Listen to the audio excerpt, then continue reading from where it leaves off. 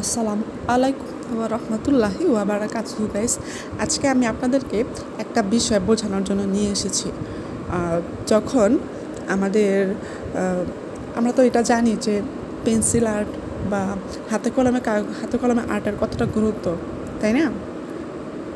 আপনি যখন পেন্সিল আর্টের মাধ্যমে ভালোভাবে কাজ শিখে যখন ডিজিটাল আর্টে যাবেন, তখন আপনার ডিজিটাল আর্ট কিন্তু পেন্সিল আর্টের কারণে অনেক বেশি সহজ হয়ে যাবে।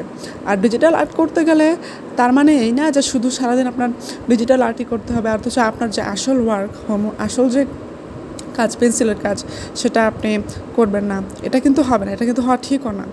এটা করলে হবে কি, আপনার এই মাধ্যমে হয়তো কাজ আগাবে, কিন্তু আসল যে জায়গা সেটা কিন্তু একটা বড় ধরনের একটা ধাক্কা আপনি খাবেন, যখন আপনি বুঝতে পারবেন, রিয়ালাইজ করতে পারবেন যে না, হায় আমি তো এই কাজটা করতে গিয়ে আমি তো ডিজিটালের কাজ করতে গিয়ে আমি তো আমার আসল জায়গাটা আমি ছেড়ে আসছি। তাই আপনাকে যদি এই মাধ্যমে কাজ ভালো করার কোনো দরকার হয়, অবশ্যই আপনাকে নিজের হাতের কাজ ভালো করে করতে হবে। হাতের কাজটা আগে ভালো করে করতে হবে।